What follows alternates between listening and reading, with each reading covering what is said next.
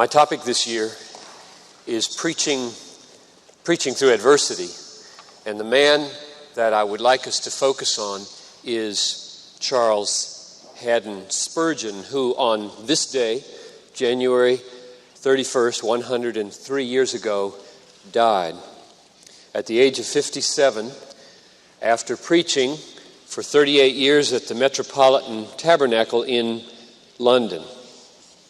And there are very personal reasons for me why I chose the topic and why I chose the man for this biographical study this year.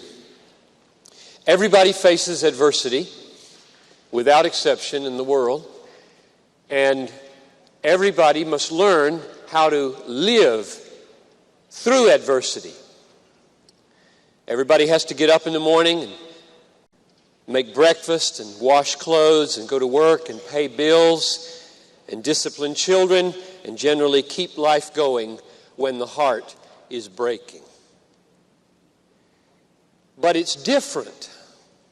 It's not totally different, but it's different for pastors, for preachers, because the heart is the instrument of our vocation. Spurgeon said, "Ours is more than mental work. It is heart work, the labor of our inmost soul." So when our heart is breaking, we must labor with a broken instrument. And preaching is heart work, not just mental work. So the question for us is not just how do you live through adversity, but a much more difficult question. How do you preach through adversity?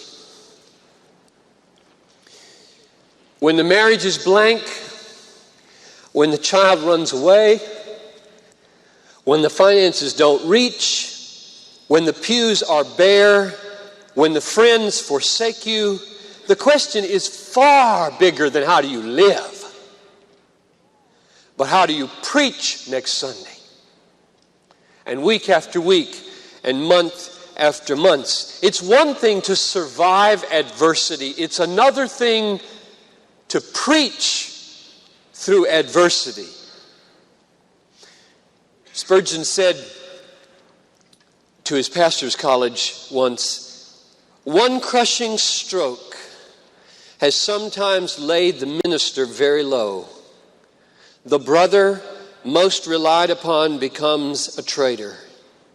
10 years of toil do not take so much life out of us as we lose in a few hours by Ahithophel, the traitor, or Demas, the apostate." The question for us is not how do you live through unremitting criticism and distrust and accusation and abandonment. For us the question is, how do you preach through it? How do you do heart work when the heart is under siege week after week and ready to fall? For just over a year now, that has been probably the uppermost question in my life. And if I'm not mistaken, it is an uppermost question for many of you. Preaching great and glorious truth in an atmosphere that is not great and glorious is a great difficulty.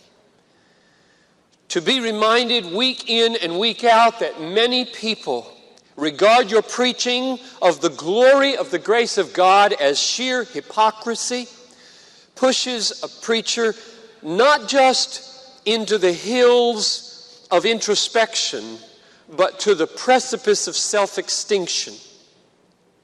And I don't mean suicide, I mean something far more complex than suicide.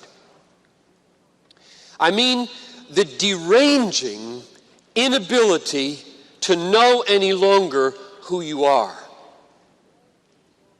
What begins as a searching introspection for the sake of holiness and humility gradually becomes, for various reasons, a carnival of mirrors. Picture the scene now. Week after week, relentless, many of you know exactly what I'm talking about, criticism.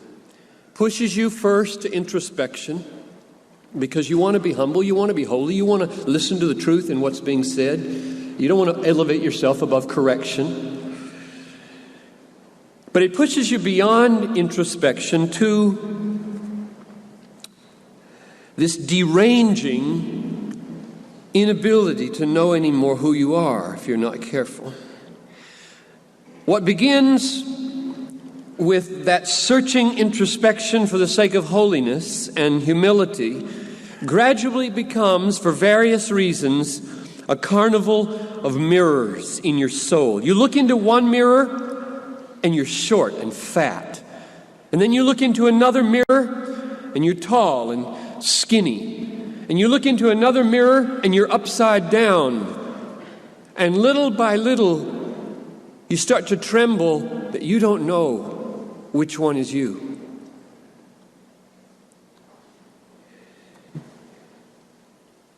The center isn't holding. And if the center doesn't hold, if there is no fixed, solid I, able to relate to the fixed and solid thou, namely God, who will preach next Sunday? Which one will preach? When the Apostle Paul said in 1 Corinthians 15:10, by the grace of God, I am what I am, he said something that is so utterly essential for enduring in the preaching office through adversity. If by grace the identity of the I created by Christ and united to Christ, but still the human I, if that center doesn't hold, there will be no more authentic preaching, because there will be no more authentic preacher, but only a collection of echoes. Echoing off of this feedback and that feedback and this feedback and this feedback, and just a collection of echoes with no center anymore. And oh, how fortunate we are, brothers of the pulpit, that we are not the first to face these things. We are so fortunate. I thank God for the healing of history. Do you read history? Are you slipping into the abyss of the present? It is an abyss, brothers. You cannot know yourself or your times or your God if you only know the present. I bless God for history and books. And I have turned to Charles Spurgeon in these days, and I have been helped. And that's what I want to do for you, is help you the way I've been helped. My aim is to give strength so that you'll keep on preaching through the adversity until Darius arises and pays your bill.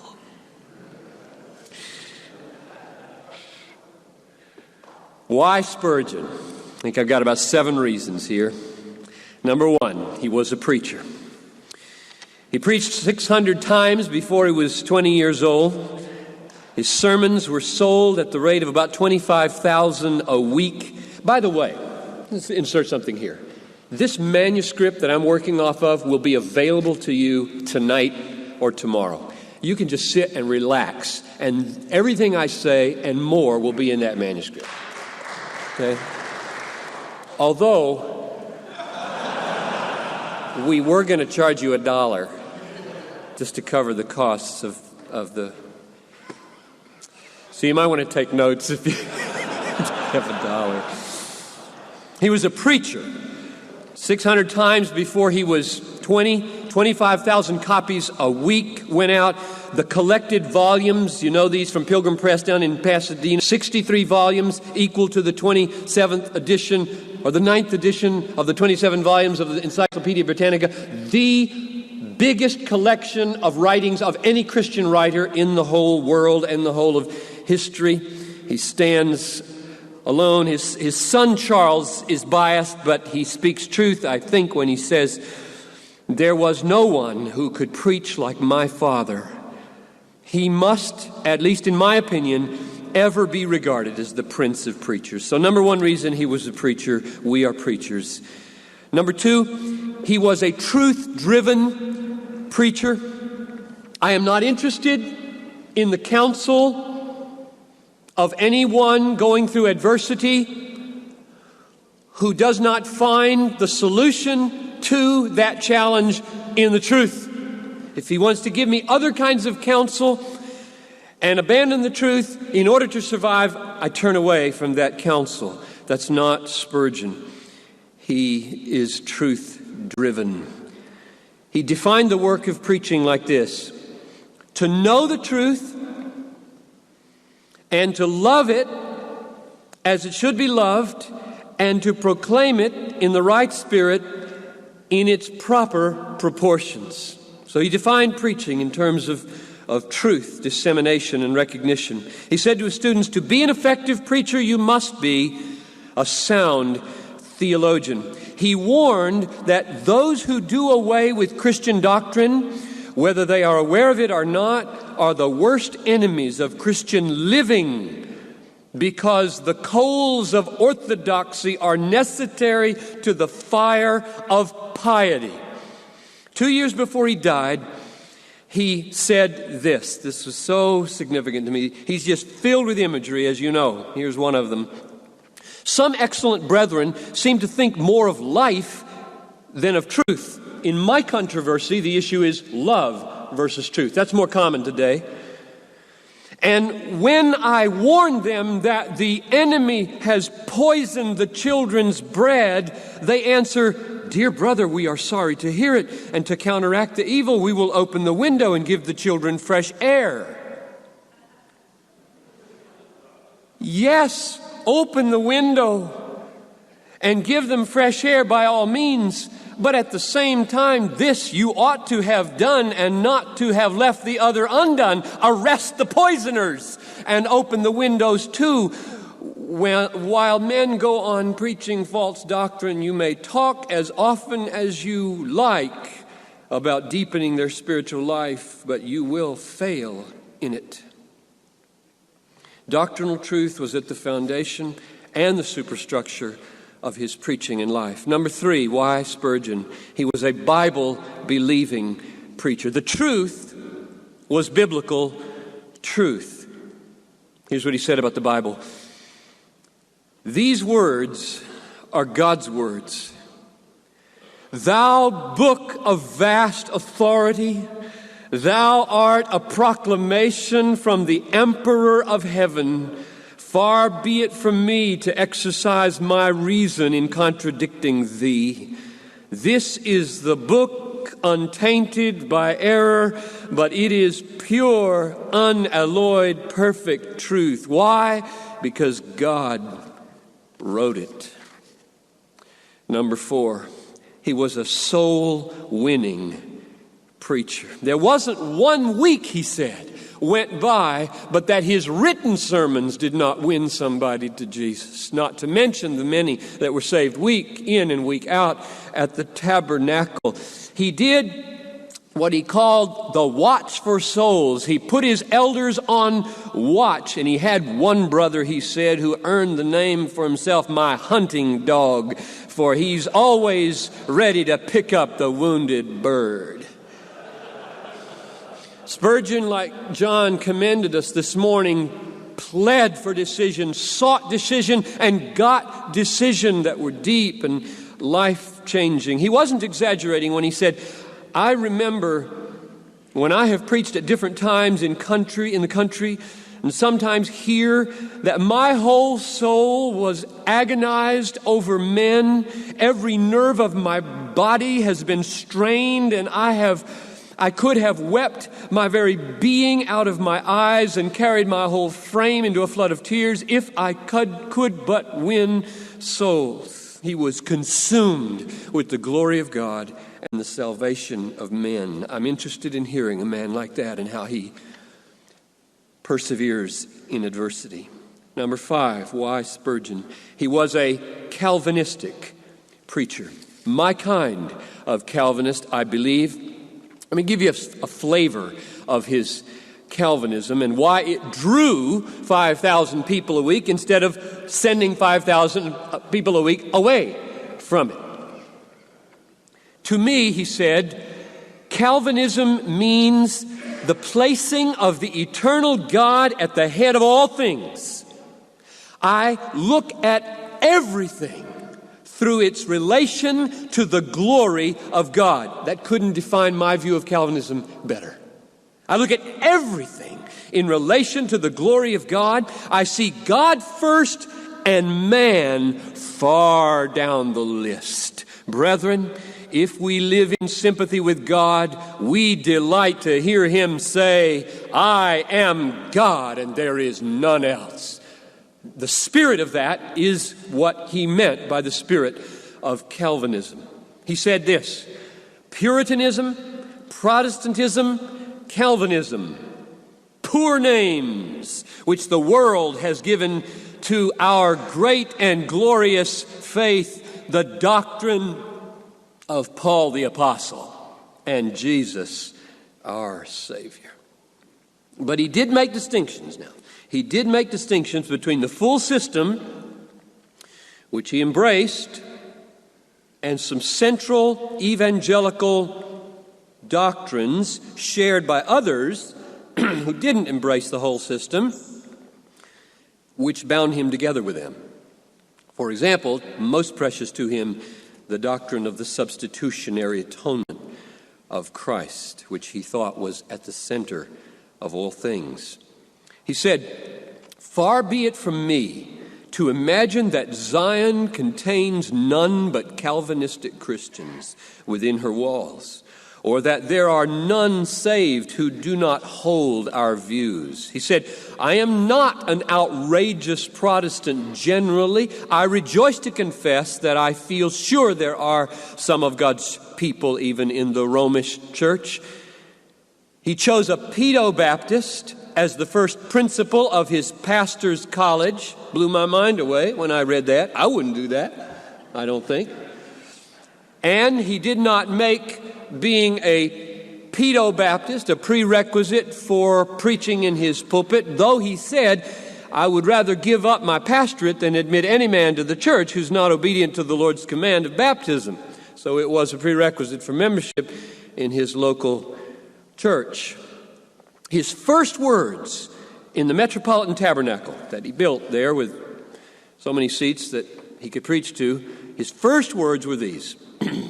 I would propose that the subject of the ministry in this house, as long as this platform shall stand, shall be the person of Jesus Christ. I am never ashamed to avow myself a Calvinist. I do not hesitate to take the name of Baptist.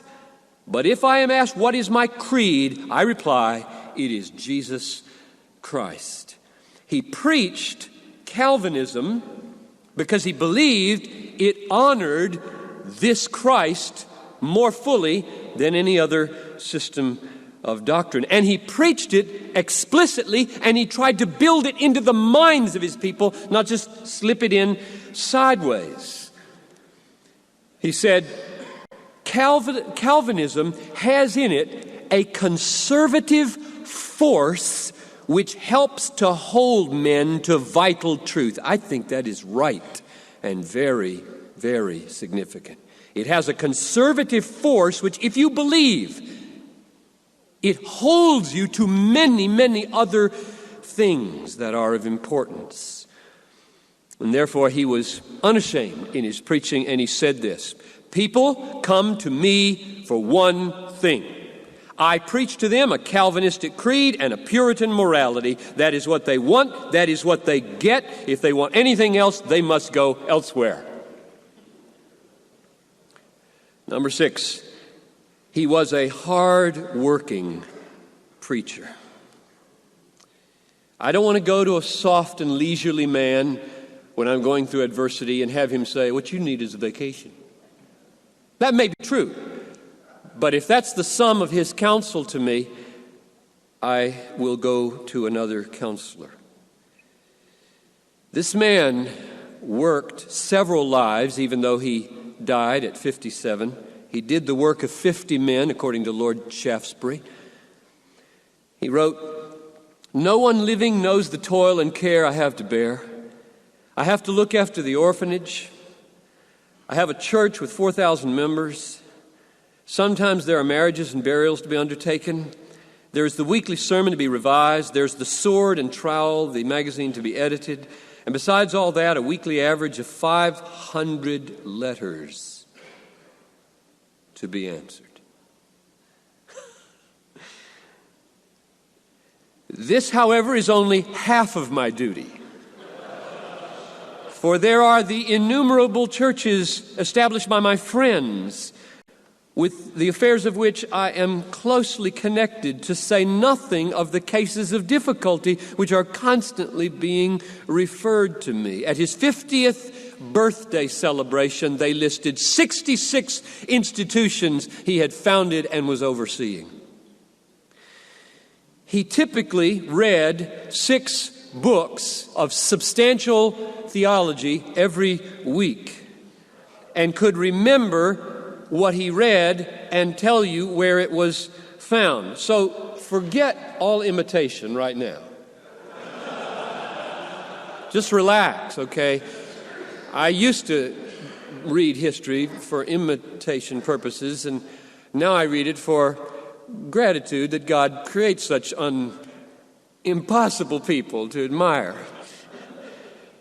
There are a few things we might be able to imitate, but forget, he had a mind that was in a class by itself.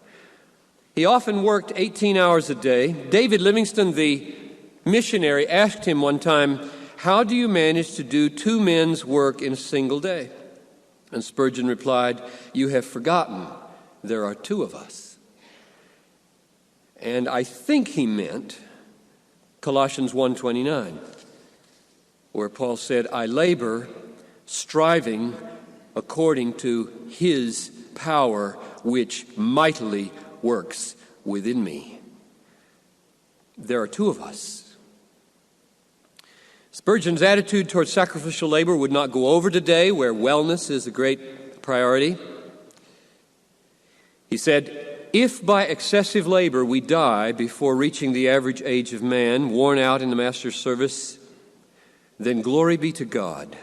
We shall have so much less of earth and so much more of heaven. It is our duty and our privilege to be exhausted or to exhaust our lives for Jesus. We are not to be living specimens of men in fine preservation, but living sacrifices whose lot is to be consumed." He will qualify that in a few minutes, but that was the temperament of his life.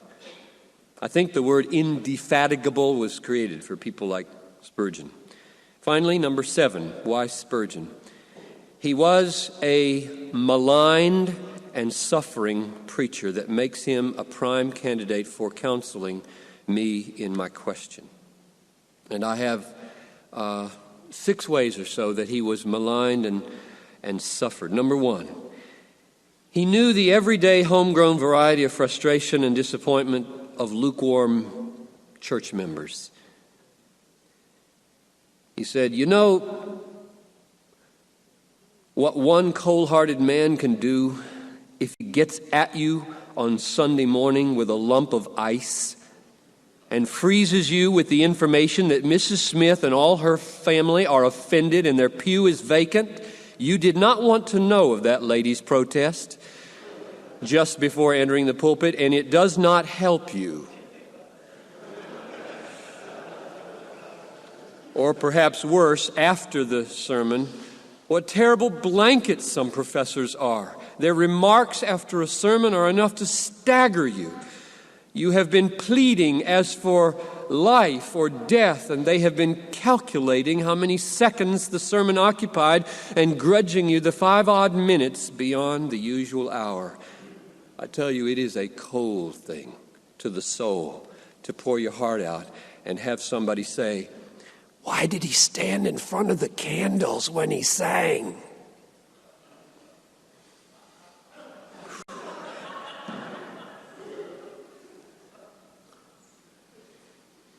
Number two, he also knew the extraordinary calamities that befall us once in a lifetime. October 19, 1856.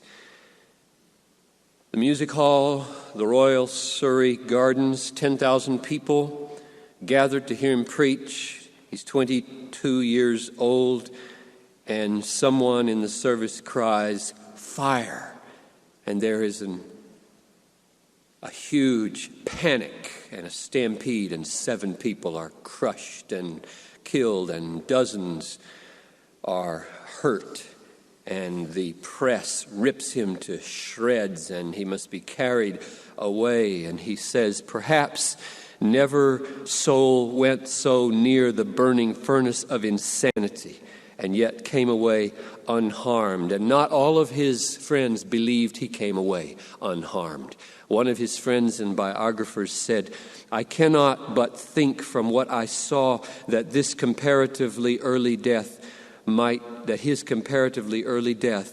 be in some measure due to the furnace of mental suffering he endured on and after that fearful night." Number 3, Spurgeon also knew the adversity of family pain. He married Susanna Thompson on January 8 in the same year of the Surrey Gardens calamity. They immediately became pregnant, and the twin sons, were born the day after the calamity. She never had another child. There was, I can't track it down exactly, and they probably didn't have the categories for understanding it, but in 1869, the boys were born in 56, 1869, what's that, 13 years later, the father of modern-day gynecology, James Simpson, did a very unusual surgery attempting something for Susanna, and it did not work. There was a cervical problem. She became an invalid at age 33 and basically rarely left the house, and for the last 20 years or so of his ministry, never heard him preach except on rare occasions. Therefore, on top of all of his other problems, he had a sickly wife who stayed at home. She was not a morose wife by any means. She developed what she could, a ministry, and Doug Nichols brought this copy of Lectures to his students and gave it to me, bless his heart, this morning, and it's got her signature in the front here. What she did was she would send out books to pastors all over the world, and so here's one to James Beresford, presented by Mrs. C.H. Spurgeon, October 1891. This is her ministry, right out of her hand. She held this book in her hand. Isn't that wonderful? I can't believe you let me have this book. I said, you're crazy.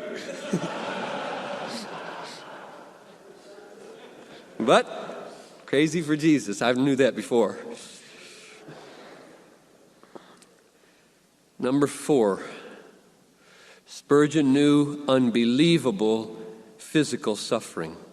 He suffered from 3 diseases: the gout, which is an inflammation of the joints, rheumatism, and Bright's disease, which is an inflammation of the kidneys. The first attack of gout came in 1869 when he was 35 years old, and it became progressively more frequent and worse, so that the last 22 years of his ministry, he missed at least a third of his Sunday morning preaching engagements at the tabernacle because of needing to recuperate or protect himself from standing too long. Lucian, this is a quote from Spurgeon to give you a glimpse into gout. Lucian says, "I thought a cobra had bitten me and filled my veins with poison, but it was worse. It was gout. That was written from experience, I know," he said. So for over half of his ministry, Spurgeon dealt with ever-increasingly recurrent pain in his joints that cut him down from the pulpit again and again until those three diseases conspired to kill him at age 57. Number 5, on top of the physical suffering, Spurgeon had to endure a life of public ridicule and slander, sometimes of the most vicious kind. April 1855, he's been at the church there at New Park Street just a year, and the Essex Standard carries an article that says his style is that of the vulgar colloquial, varied by rant. All the most solemn mysteries of our holy religion are by him rudely, roughly, and impiously handled. Common sense is outraged and decency disgusted. His rantings are interspersed with coarse anecdotes. That's the newspaper. That's the Minneapolis Tribune. The Sheffield and Rotterdam Independent same year, he is a 9 days wonder, a comet that has suddenly shot across the religious atmosphere. He has gone up like a rocket and ere long will come down like a stick hot. Some of it was easy to brush off. Most of it wasn't.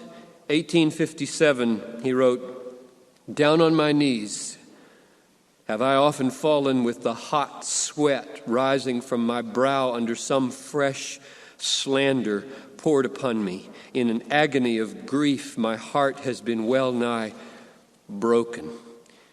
Maybe one of the worst was what fellow ministers in London said about him. From the right and from the left, Joseph Parker on the left across town wrote, "Spurgeon was absolutely destitute of intellectual benevolence. Mr. Spurgeon's was a superlative egotism." And on the right, James Wells, the hyper-Calvinist, said, "I most solemnly have my doubts as to the divine reality of his conversion."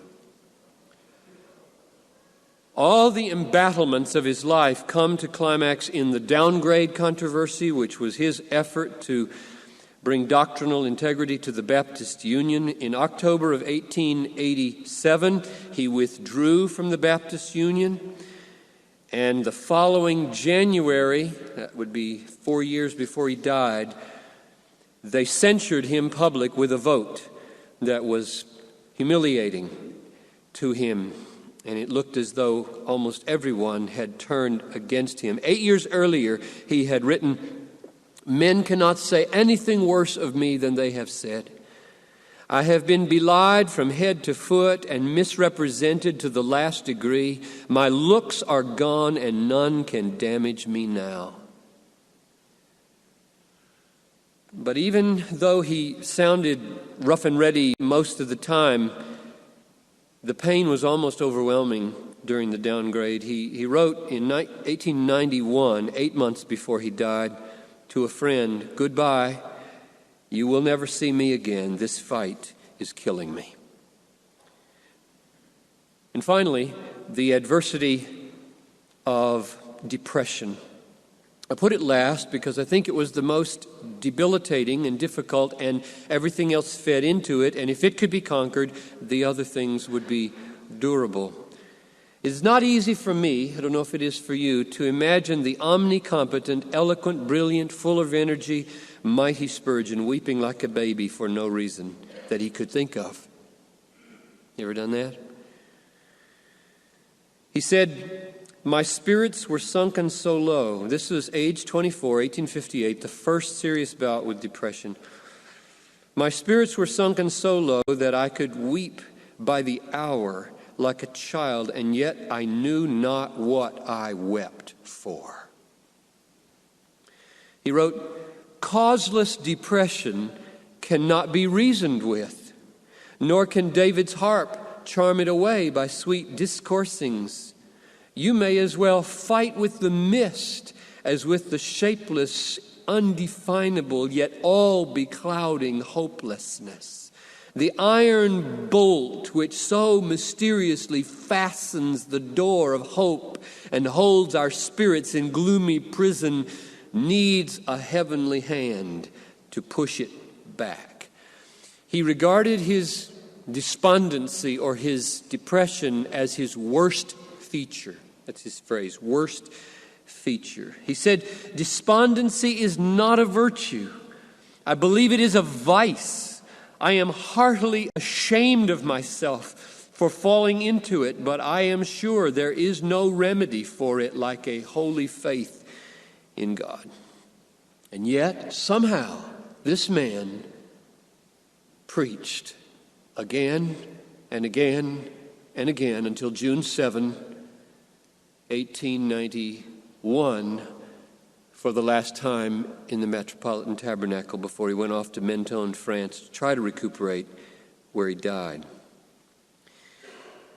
Now the question then is, my last question is, how did he persevere and preach through this adversity? And oh, how many are the strategies of grace. If I had my notes here, I just got page after page of notes on his strategies. And nowhere near can I give you all that I have seen. You must find them, and you must forgive the utter subjectivity of my selectivity. I'm coming from where I'm coming from. I land on where I land on because I get help from them. And if they're not the ones that help you, then read on, brothers, because there's lots more in Spurgeon than what I'm going to tell you. Number one, Spurgeon saw his depression. And I put depression first here because I said, if you can tackle that one, if you can rise above the causeless darkness and hopelessness that is like an iron prison on the heart, then you can conquer the others. His depression, he saw as the design of God for the good of his ministry and for the glory of Christ. In other words, the rock-bottom salvation of Charles Spurgeon for preaching month after month in and out of depression was the sovereignty of God. That God was over it, in it, turning it, controlling it, assigning it, designing it. He never lost that faith. He could always say that, no matter how black it was, he could at least confess that. Listen to these words, which are so out of step with the way contemporary man and even contemporary evangelicalism attempts to solve its problems of adversity. He said, "It would be a very sharp and trying experience to me to think I have an affliction which God never sent me." Turn the world upside down, Spurgeon. Continuing that sentence, that the bitter cup was never filled by his hand, that my trials were never measured out by him, nor sent to me by his arrangement of their weight and quantity. What kept him going was the absolute confidence that every blackness over his soul was a cloud sent by the living God.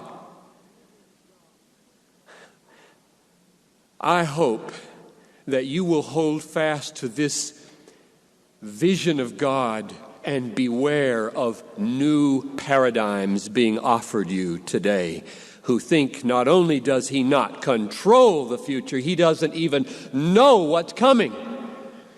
And the review in Christianity Today 2 issues ago, the title over Doug Kelly's article was very perceptive. Afraid of infinity. Mark you, that is what is epidemic today. Afraid of infinity. Spurgeon was not afraid. This was his life. If God is not God over my depression, what shall I do? It is not the sovereignty of God for Spurgeon, the absolute control of all events, even the most horrible gout pain, which we'll see later on. If that is not controlled and ruled and assigned and appointed by a heavenly physician who knows and loves, then it's not something to be debated, but there's just no survival. The doctrine of God's sovereignty is not first debate for Spurgeon, it's the means of survival. Our afflictions are the health regimen of an infinitely wise physician. He told his students this: I dare say the greatest earthly blessing that God can give to any of us is health, with the exception of sickness.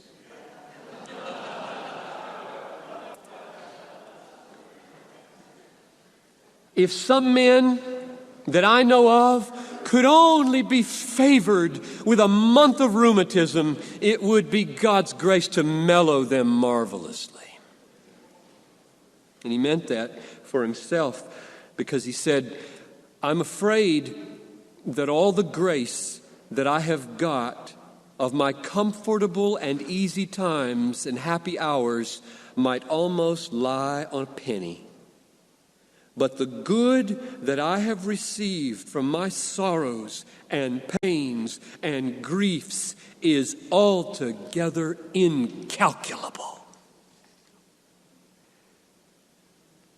He had three designs. He saw three designs of God in his depression. Number one, it functioned like the Apostle Paul's thorn of the flesh to keep him humble and to show that the power belongs to the Lord. He said, those who are honored of their Lord in public, and he was honored and he knew he was honored. He knew he had the biggest church in the world. He knew he was eloquent. He knew his books were selling by the millions. He knew he could make as much money as he wanted. He knew God had honored him. Those who are honored of the Lord in public have usually to endure a secret chastening or to carry a peculiar cross, lest by any means they exalt themselves and fall into the snare of the devil. I think the same can be said of churches, probably. Second design of depression. It gave an unexpected power to his ministry. Listen to this story. And you all know stories like this from your own life, I'll bet. One Sabbath morning, I preached from the text, my God, why hast thou forsaken me? And though I did not say so, yet I preached my own experience. I heard my own chains clank while I tried to preach to my fellow prisoners in the dark. But I could not tell why I was brought into such an awful horror of darkness for which I condemned myself. On the following Monday evening, a man came to see me who bore all the marks of despair upon his countenance. His hair seemed to stand upright. His eyes were ready to start from their sockets. He said to me after a little parleying, I never before in my life heard any man speak who seemed to know my heart. Mine is a terrible case, but on Sunday morning you painted me to the life and preached as if you had been inside my soul.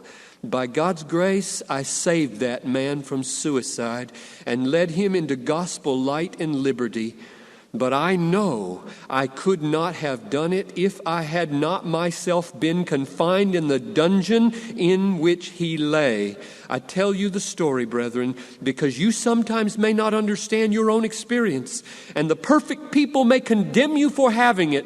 But what know they of God's servants? It was an unusual one. It has to do with this Artaxerxes Darius thing. He said, I have learned that it is a prophetic signal for the future. Quote, this depression comes over me whenever the Lord is preparing a larger blessing for my ministry. The cloud is black before it breaks and overshadows before it yields its deluge of mercy. Depression has now become to me as a prophet in rough clothing, a John the Baptist heralding the nearer coming of my Lord's richer benison. So I would say on this first point that the sovereignty of God, holding, controlling, designing the darkest of our days, corporately as a people, individually, family, are Joseph-like days in the dungeon just before you become the king of Egypt, or Artaxerxes' days when the temple is shut down just before Darius not only revives the temple but says, and I'll pay for it. And I don't know what that'll look like in your life, but if you believe, number one, in Romans 8:28, and number two, in the sovereignty of God, that will carry you through. Number two, we're talking about Spurgeon's tactics of enduring adversity. Number two, with the theological survival strategy comes the natural means of survival that God has appointed in His providence in nature and in rest. You might wonder why I put this second, because I have more spiritual ones to come. I just put it second because it just seems so essential as I've counseled some of you and as I've taken stock of myself, and I'll try to explain. For all of his talk about spending and being spent and being burned up for the kingdom and laying down your life and dying early, nevertheless, he said, take a day off and keep the Sabbath in that way. He said, our Sabbath is a day of toil. And if we do not rest on some other day, we shall break down. Eric Hayden, who preached, who was the pastor of the tabernacle in the 50s, reminds us that Spurgeon, quote, kept when possible, I don't know what that word means, when possible, Wednesday as his day of rest. I don't know what makes it possible. More than that, Spurgeon said to his students, it is wisdom to take occasional furlough. In the long run, we shall do more by sometimes doing less.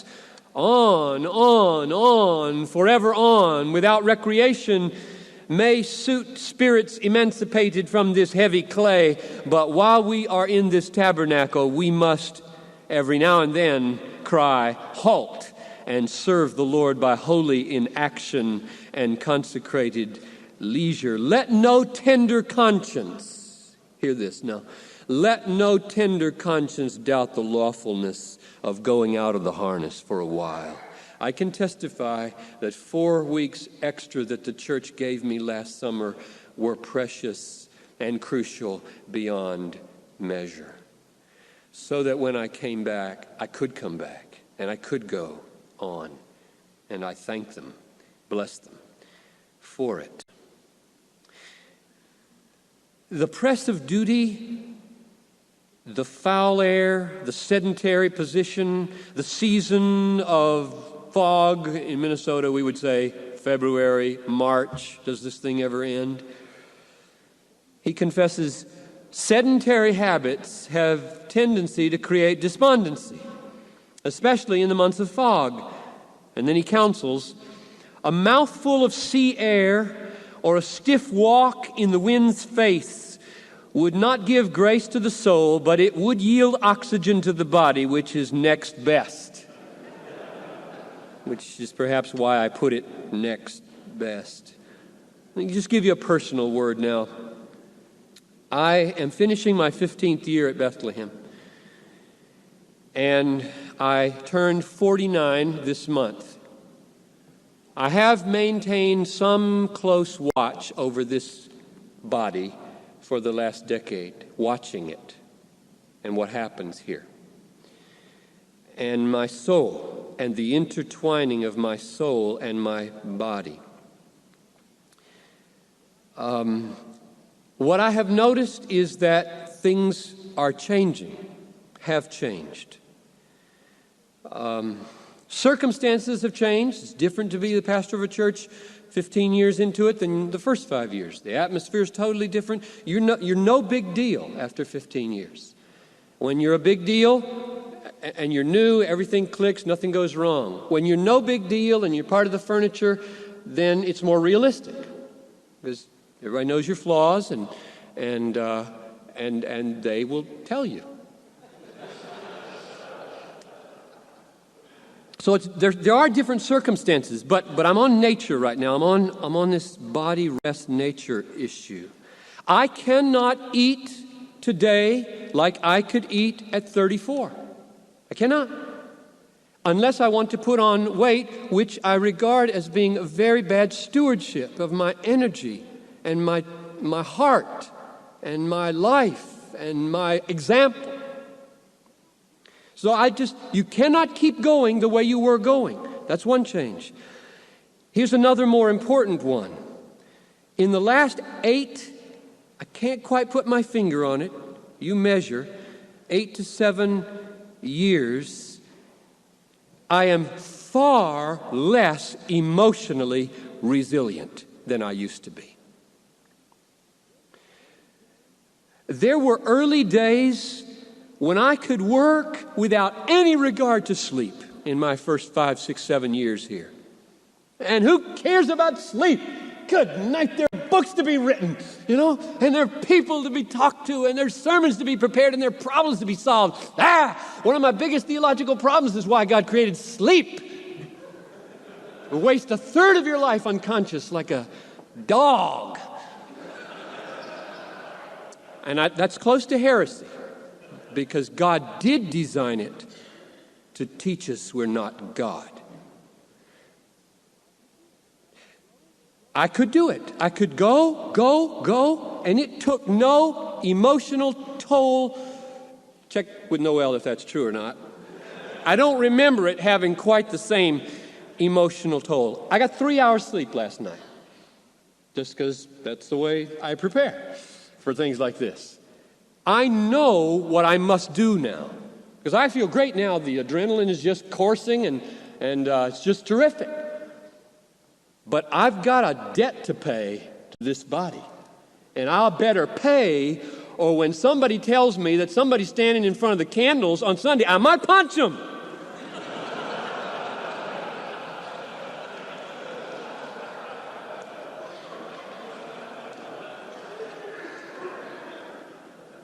Worse than losing your control when you are tired is losing your future. My future disappears in proportion to how much sleep disappears. It is totally irrational, as far as I can tell, that loss of sleep would mean the future shuts down. That's just irrational. I deal with facts. Those are the facts, folks. That is a fact, and at 49, I reckon with facts, and that means go to bed if you want to survive the ministry. That's all it means. I could talk a big talk and say, stay up night, burn candles at both ends, and I would be out of here. And I would choose to be out of here, because I would say, there's no hope for Bethlehem, there's no hope for Piper, I don't want to preach anymore, I can't decide anything anymore.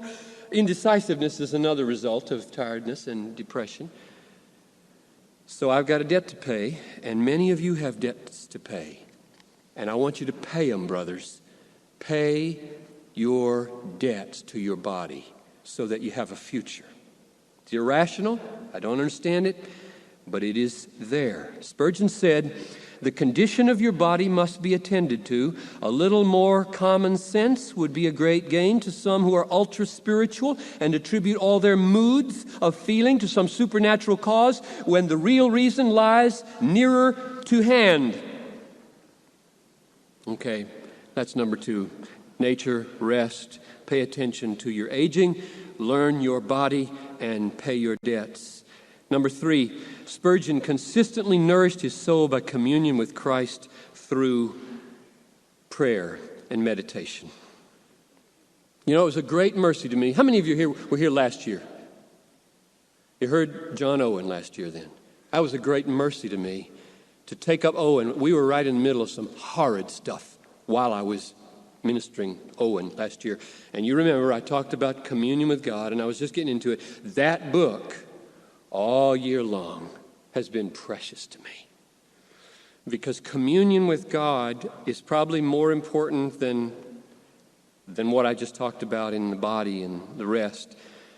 None of these can be abandoned without devastation. But John Owen has been for me a place of refuge again and again, because I felt like when I was with him, I was with a rock. I was with a pillar. I was with somebody whose head was in heaven, whose feet were on the pillars of the deeps, who had seen the living God, who was opening him before me with a heart of affection for him, and I was just in the presence of the King's man.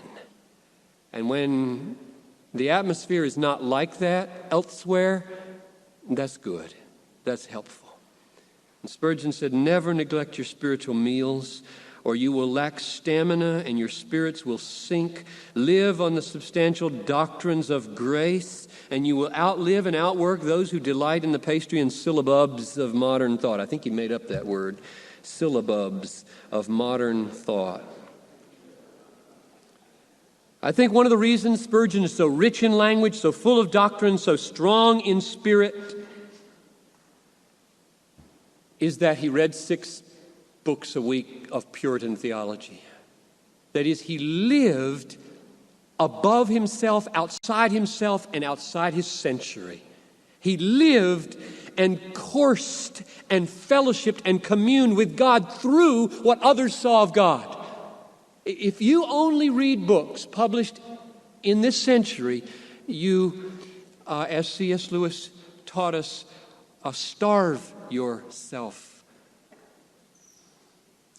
He was immersed in great, great books. They gave him matter, they gave him language, they gave him perspective, they gave him God. Everybody needs. I cannot read. I read slower than almost everybody in this room.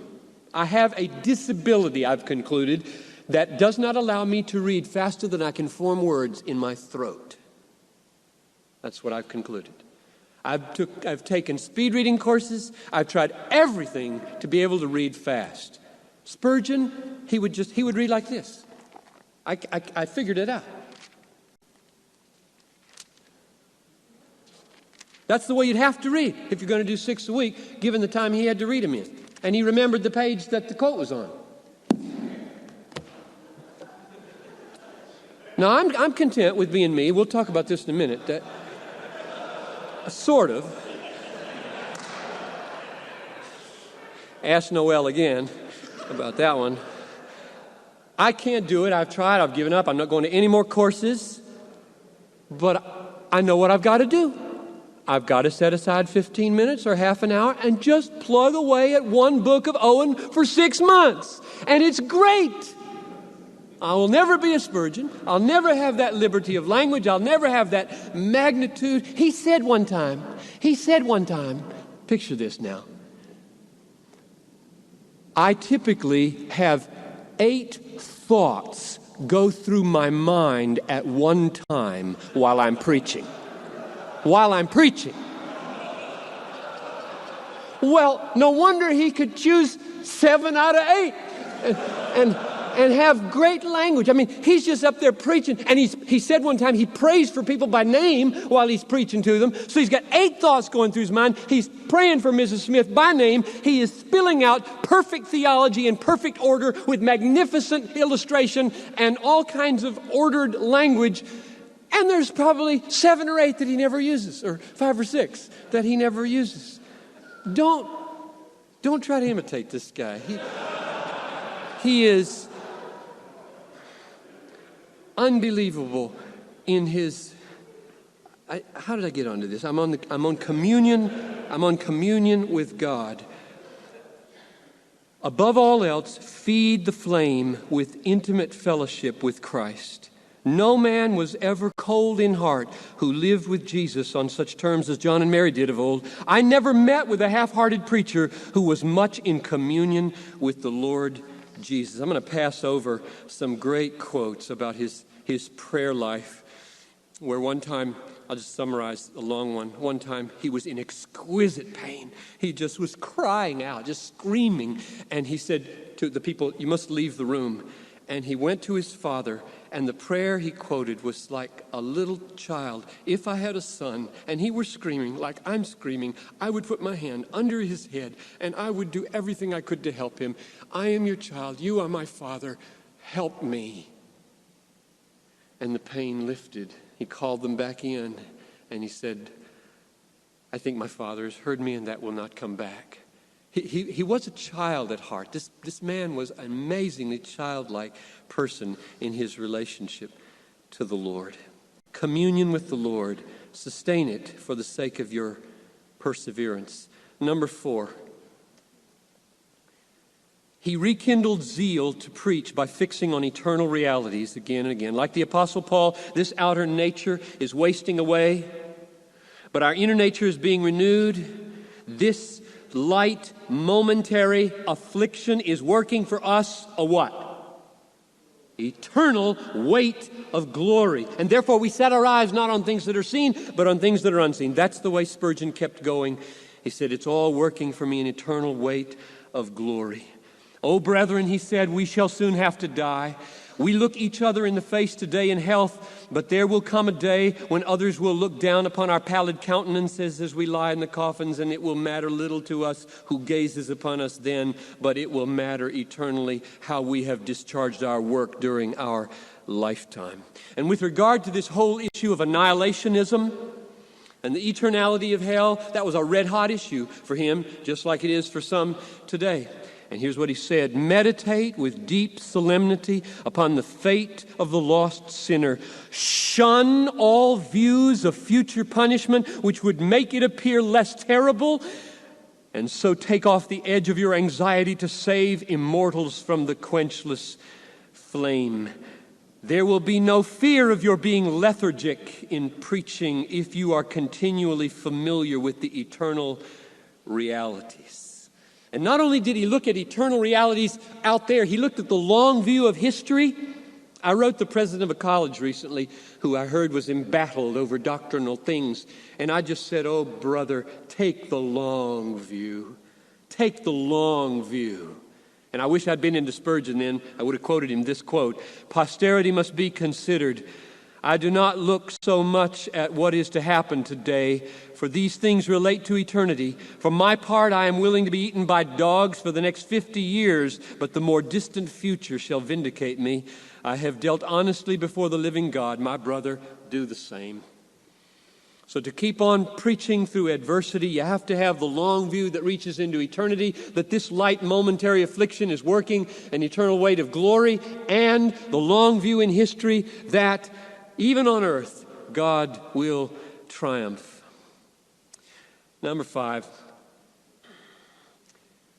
The key to perseverance in preaching is that he had settled who he was and was not paralyzed with external criticism or internal second guessing. Now, I'm almost done. It's not the last point is just a sentence or two. This is my next to last point. But this is the one where I'm addressing what I started with. That carnival of mirrors, that self-doubt, that losing of the center that seems to start not to hold when the criticism is so relentless, and criticism is always, don't be like you are. You are wrong to be like you are. Stop being like you are. If you hear that long enough and you try to listen to it long enough, there's some real dangerous things that can start to happen inside. And the center not holding is one of them. And this part of Spurgeon has been of great, great help to me.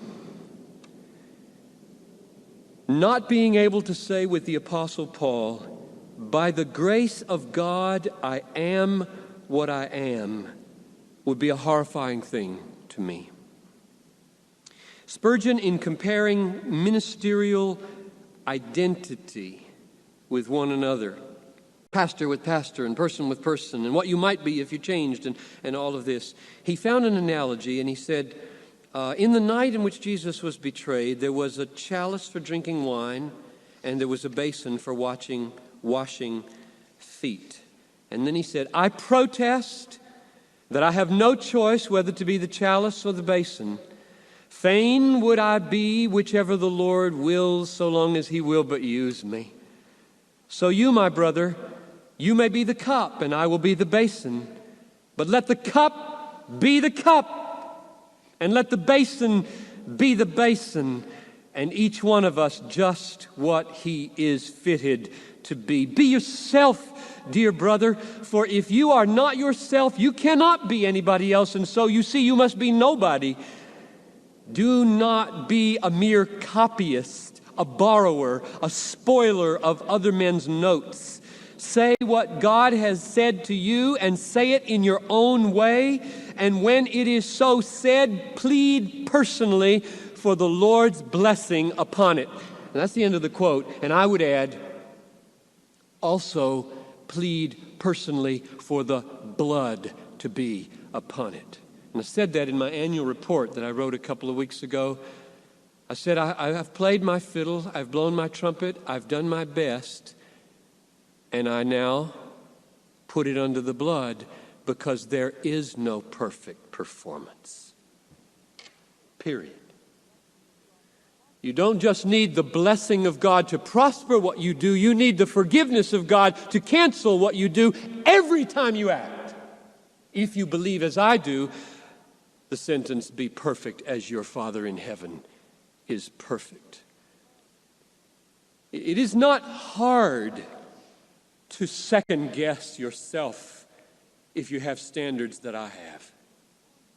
What's hard is when others join you in second guessing yourself and you begin to lose any fixed point of reference. Because I have always told young men as they struggle to find their gifts, one crucial means of finding your gifts is to get into the body of Christ and serve and listen to what people say you're fruitful at. The body is crucial for helping us maintain the center. 11 years later, after that quote, 1886, he hit the same anvil again. Friend, be true to your own destiny. One man would make a splendid preacher of downright hard-hitting Saxon. Why must he ruin himself by cultivating an ornate style? Apollos has the gift of eloquence. Why must he copy blunt Cephas? Every man in his own order. And then he illustrates his own struggle with his critics in his day, and the barrage of relentless criticism that he received as he struggled to figure out, who am I and how shall I respond? And for a long time, he tried to respond appropriately to all of his critics. And then he wrote this. This is a refreshing paragraph to me. I have found it utterly impossible to please. Let me say or do what I will. One becomes somewhat indifferent when dealing with those whom every word offends. I notice that when I have measured my words and weighed my sentences most carefully, I have then offended most. I know exactly what he means. While some of my stronger utterances have passed unnoticed. Therefore, I am comparatively careless as to how my expressions may be received, and only anxious that they may be true and just in themselves. That's the word of a very long embattled man who did not lose the center. If we're going to survive and go on preaching in an atmosphere of controversy, there comes a point where you've done your best to weigh the claims of your critics, to take them to heart, to confess what you've done wrong, and then say, by the grace of God, I am what I am. And if you don't get to that point, you will leave and you will fall. Finally, just a word. He endured because he trusted in the final triumph of Christ. I love this picture that I'll leave you with. The picture of the tide of truth going out in the downgrade controversy. The tide of truth going out. And I close with this quote. You never met an old salt down by the sea who was in trouble because the tide had been going out for hours? No. He waits confidently for the turn of the tide, and it comes in due time. Yonder rock has been uncovered during the last half hour, and if the sea continues to ebb out for weeks, there'll be no water in the English Channel, and the French will walk over from Cherbourg. Nobody talks like that. For no such ebb will ever come, nor will we speak as though the gospel would be routed and eternal truth driven out of the land. We serve an almighty master. If our Lord does but stamp his foot, he can win for himself all the nations of the earth against heathenism and Mohammedanism and agnosticism and modern thought and every other foul error. Who is he that can harm us if we follow Jesus? How can his cause be defeated? At his will, converts will flock to his truth, as numerous as the sands of the sea.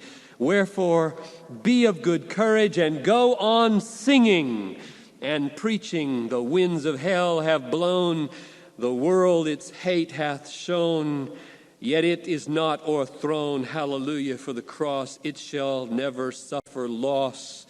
The Lord of hosts is with us. The God of Jacob is our refuge. Father, I praise you for Charles Haddon Spurgeon and your grace in his life. And I ask that whatever measure of truth there is in what I have shared would take root in the lives of these brothers and sisters, so that they would, through every adversity, press on with their calling. And would you make clear, oh God, make clear the call and cause the center to hold. In Jesus' name, amen.